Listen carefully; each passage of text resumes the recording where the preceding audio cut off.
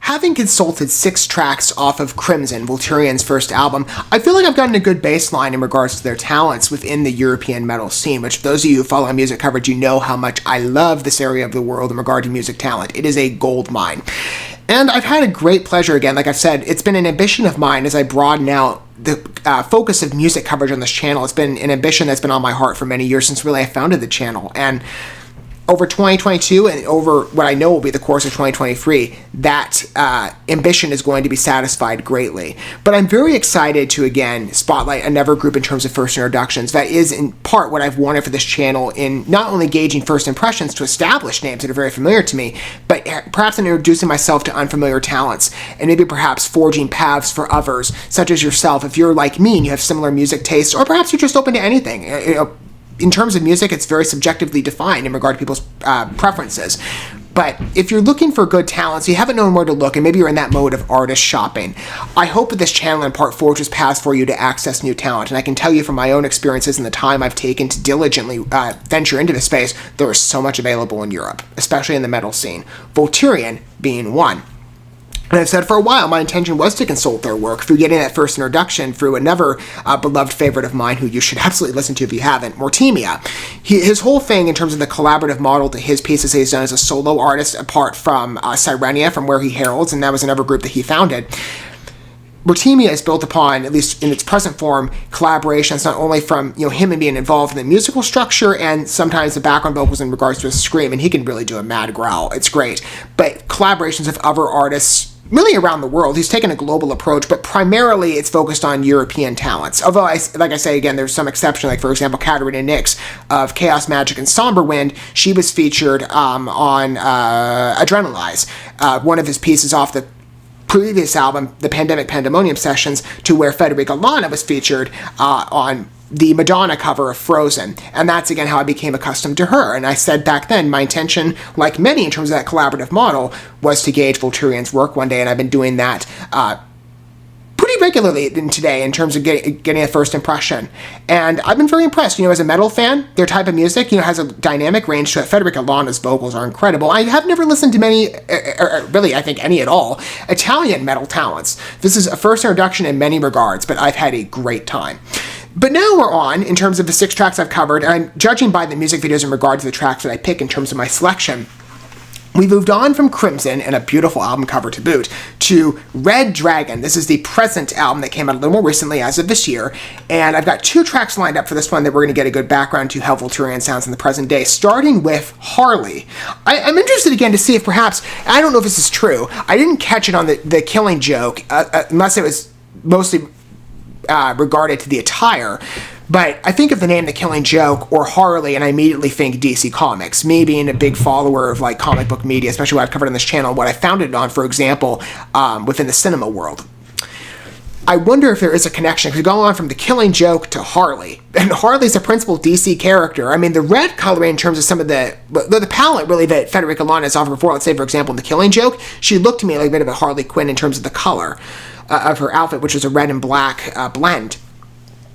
I wonder if where we're going here. Maybe we're talking about Harley Davidsons. I don't know. Or maybe maybe it's just on the baseline definition of Harley. Maybe that's what they're playing at. I'm not exactly sure. But this is a first look in many regards. So I'm interested to see perhaps which direction this track goes down, especially since this is an evolution for what we have now in regard to our understanding of VOLTURIAN. Because maybe for me, you've experienced a first impression as well.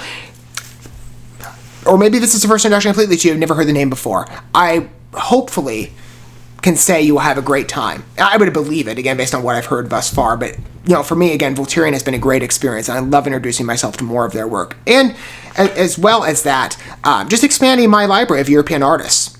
Again, I ventured so deeply into this space, I never want to leave. Even though I want to be democratic and fair to other artists, because there's talent worldwide, and there's other American artists I've spotlighted too that I have to get around covering as well.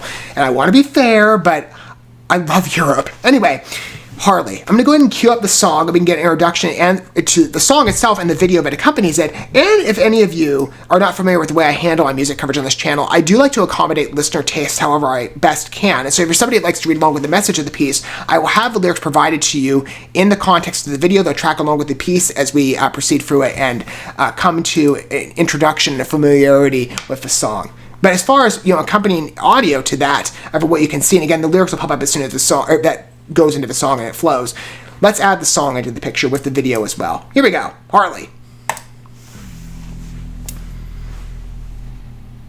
Okay, we got the Harley Quinn coloring.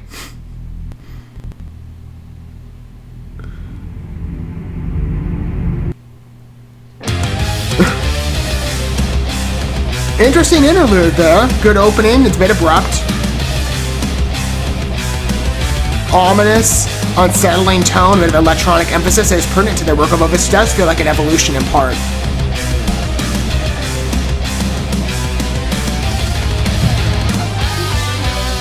It starts with one more day. I'm tearing up your This track really feels like an evolution. It's a bit different from what I've heard on Crimson. A little more experimental.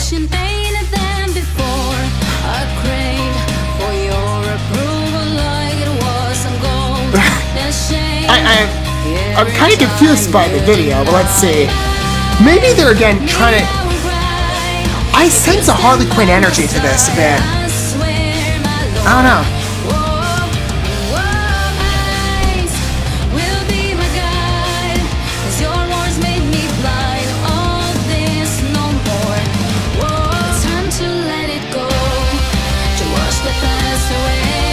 Oh, I like this eerier edge.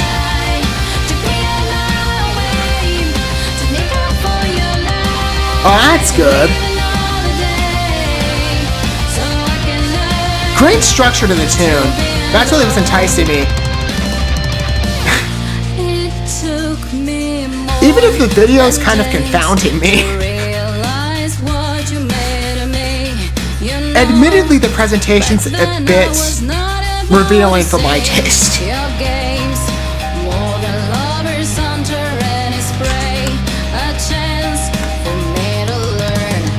This is really dramatized. Feels like there's a lot of intention on part of Federica Lana's performance, not just on the vocals, which are engaging as always.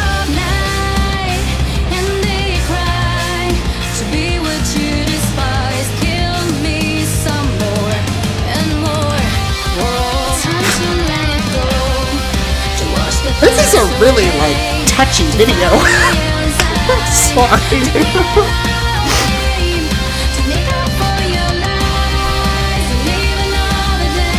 Like, everybody seems very close.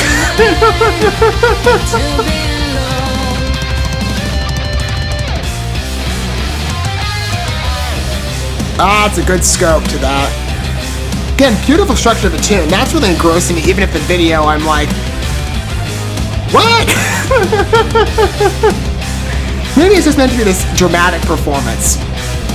I'll give it that respect. I mean, it certainly captivates your vision.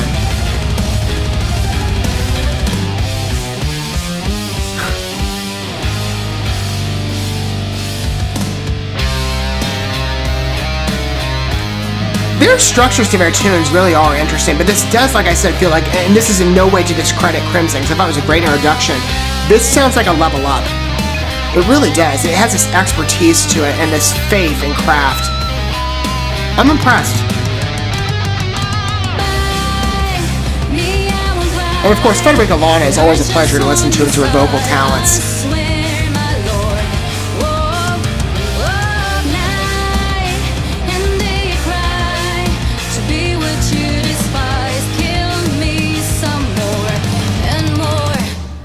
It's time to let it go, to wash the past away, to find me inside, to get my way. It has that gothic style, and again, I love the color palette. It's just a really revealing video that I'm normally used to in the attire.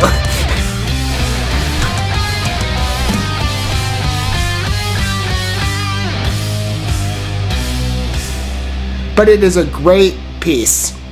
in terms of the music.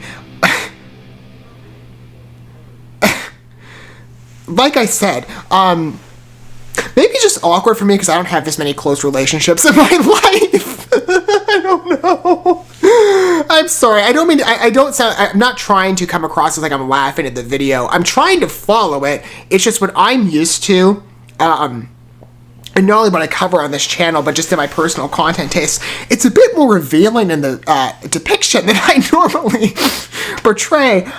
It's interesting in regard, again, to the scope of the piece. Like I said, in regards to comparing this to Crimson in full from what I've heard, this track feels like a creative evolution. It does. I mean, again, the structuring of the electronic beats, it feels like Federica Lana, or not just her, but the VOLTURIAN. And I've said this about emerging talents.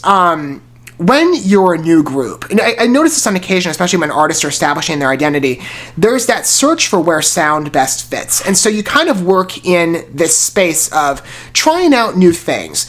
As a good comparison, let's say, and sometimes you have a group that comes along that has a clear sense of their identity, you know, from the minute they start, and that persists for the entirety of duration of their work. Even if perhaps they do play around with maybe multiple genres and styles.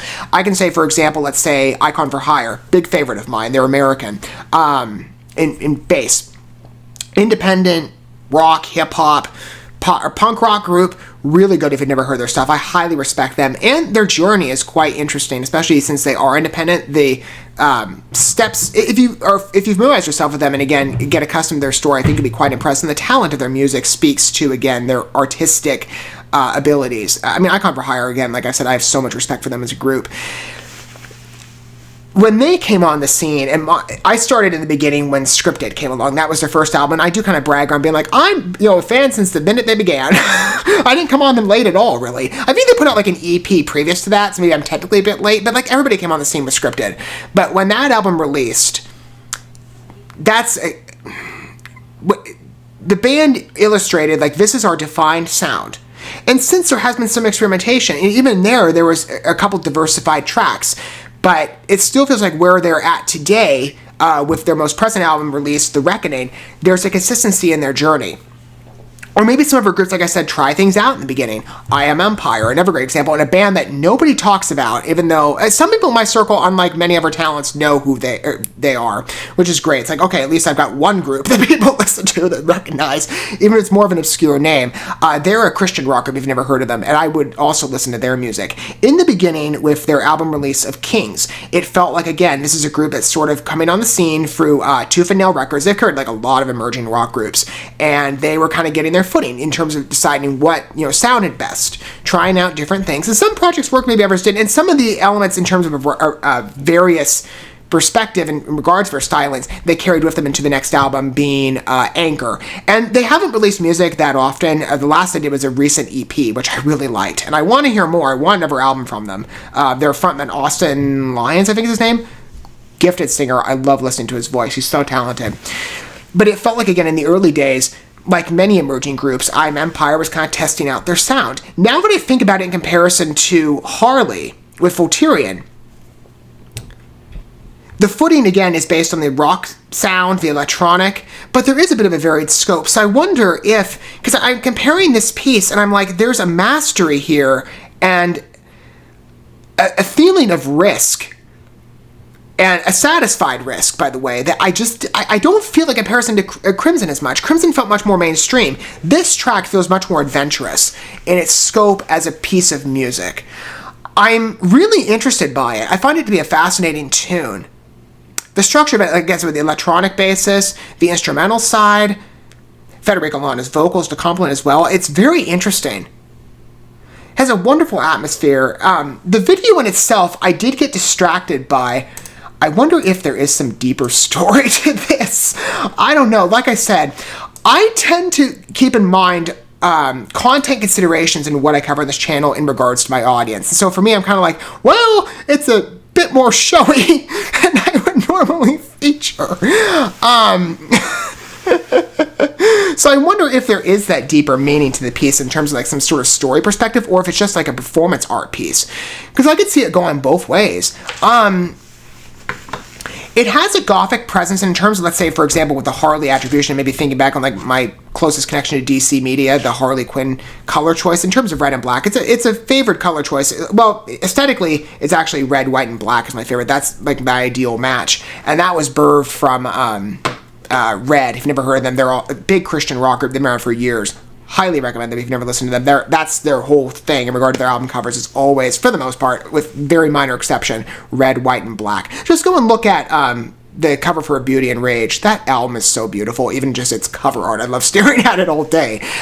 This piece has the same type of energy. It feels ominous. The video, like I said, it's it's very touchy-feely.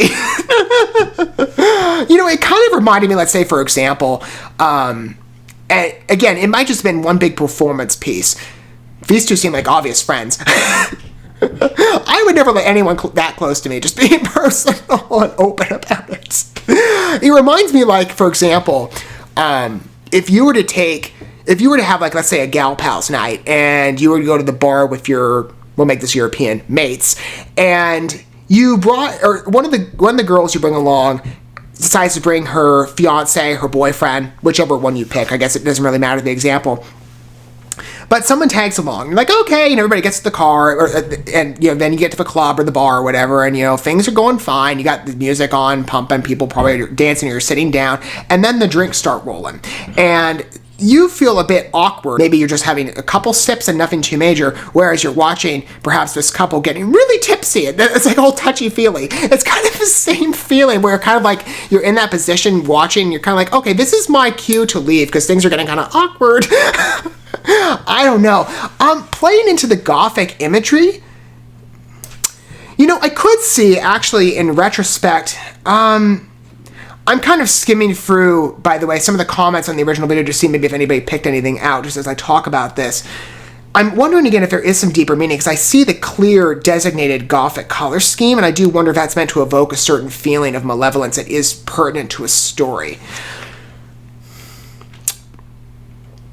I thought I saw someone in passing a moment ago. I'm not sure. Like I said, maybe this is a bit more deeper than I need to dig in, but I kind of like being able to get a perspective, the best I can in terms of artist or music appreciation. Because I want to be able to judge a track fairly. I want to get the best analysis possible. Oh, this is interesting. Here's a comment. Romina, I think it's the person who posted this. My favorite... that's interesting. My favorite vampires are back, she says, in conjunction with a couple of her statements in that clip.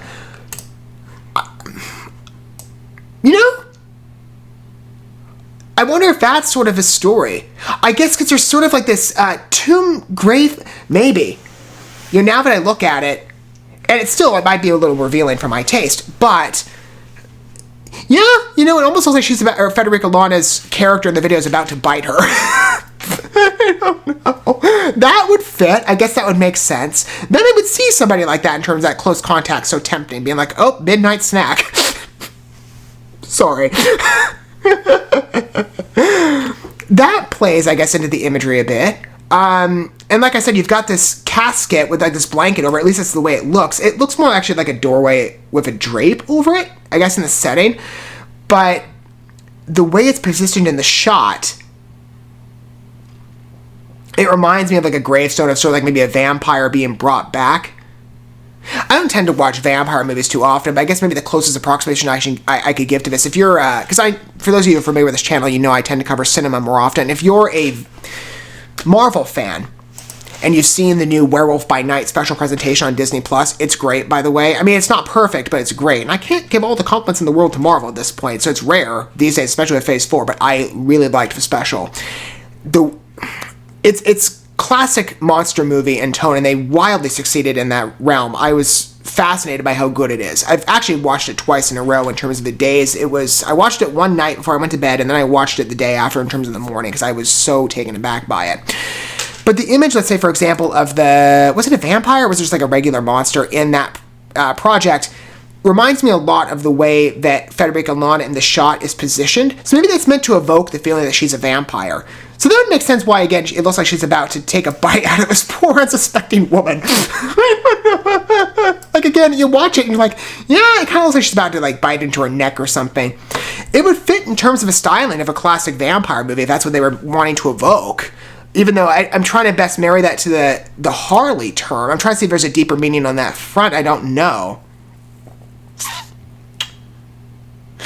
I mean, you could say in terms of definition, yeah, they're kind of, there's an eeriness, but there's this fraternizing beauty, right? Even amid maybe a more awkward, disoriented presentation. And Federica Lana, by the way, if that's the image she's trying to embody, she's a great actress. I find it to be kind of an interesting piece now I look on it. I still think, again, like I said, it's a bit revealing in presentation more than I would normally like. But, because, I tend to be a guy who's like, hey, I prefer, a more modest presentation and attire. I mean, that's certainly the way that I dress, and maybe that's not everybody's liking, but, hey, attire and preference is subjective in presentation, I guess. I prefer a cleaner disposition in my own opinion. But, if the image that she's trying to evoke is of like a vampiric tone, I think that's sufficiently mastered, in my opinion, now that I look at it. It makes a little more sense. I mean, I don't know, maybe it'd just be like a run-of-the-mill performance art act, like I said, with a gothic aesthetic. And a beautiful tune to complement. Like I said, I feel like this tune is an elevation of what I've heard thus far of VOLTURIAN. I'm very impressed by it. Let me know your thoughts down below. And in regards to if you're perhaps getting a first introduction, that is, like I said, a very dynamic piece. Now, of course, as I've recommended, you should consult the earlier library, but I'm still in kind of a phase of stunned shock over how good that piece sounds in terms of its individuality. I hope for the same, experience, maybe you feel like me, or maybe you have an entirely different opinion. And I'd love to also hear perhaps the position you approach this track down below in your own analysis and opinion. Are you a longtime VOLTURIAN fan, or are you, like me, still maybe earlier days, or perhaps this is the first introduction? If you feel so inclined to disclose your perspective, let me know down below. I think, like I said, it's a very dynamic listen. I love being able to expand my European library in terms of what's on my phone, though I'm quickly maxing out in space. I love expanding my understanding for what talents are out there, and VOLTURIAN at this point is quite incredible. I've really enjoyed getting an introduction to their pieces. They're an incredibly interesting group, and even more so in context to Harley, with the experimental level, it sounds like there's quite a range for them to go from here. I can't wait to hear another piece on the work, and maybe listen to Red Dragon in full.